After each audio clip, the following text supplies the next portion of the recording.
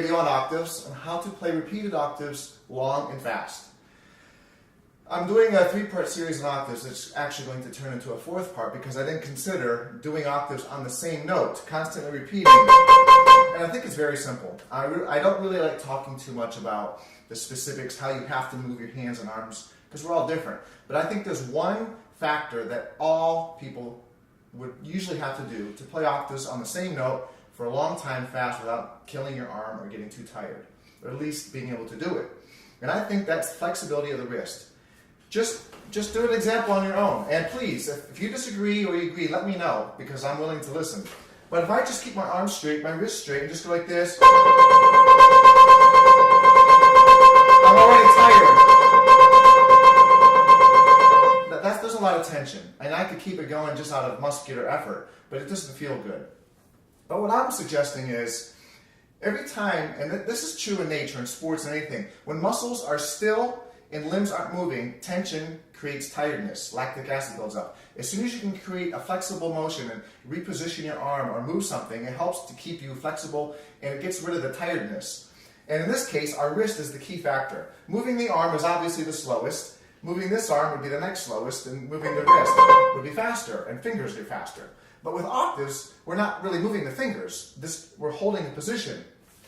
So if I do 4 notes, but moving down gradually, like this, 1, 2, 3, 4, and then moving up 4, or 2. This will help your wrist to stay loose and you can go longer faster. Now, to practice this, to create a flexible wrist, I would just do things like this.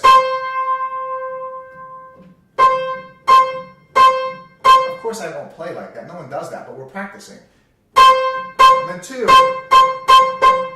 Black notes are harder, so I'll show you. You can't go down as far because your palm will hit, but you can go a little bit. Okay, so 2, 3. Now notice you have to choreograph it. You have to time. You just can't go drop it so fast. By going down gradually, if I did 6 notes, I'm not doing it all at once. I'm choreographing how fast I'm moving my wrist down according to how many notes I'm going to play. So let's just use groups of 4 because that's a little more common. 1, 2, 3, 4, 1, 2, 3, 4.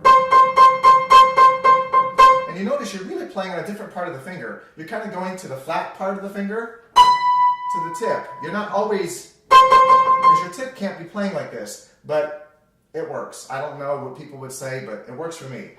So eventually, you should be able to go pretty fast and keep it up. I mean, I've done this for about a minute. I don't know how fast I'm going. It doesn't matter. Just you go fast. And how many pieces are you going to be going as fast as you can? If you could do this for 15 seconds.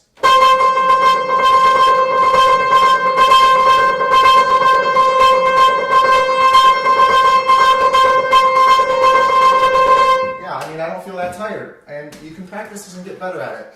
My next video, I'll be dealing more with pure speed. This is just endurance. Now once again, to practice this and to get better at it, I would just do 2 hands. Go as long as you want. Maybe do 10 groups of 4, and then every week increase to 12 groups of 4, 20 groups of 4, so you can just do it for a solid minute. Whatever speed. I don't know, 120, 130. And as you practice this, it'll get easier, your wrist will get more flexible, and you'll be, most importantly, you'll be confident. When you come across any octaves in a piece of music, you should be able to do this if you practice this properly. Any spot where you're doing repeated octaves, you'll be able to do it. So, if you have any suggestions, please let me know, and thank you very much.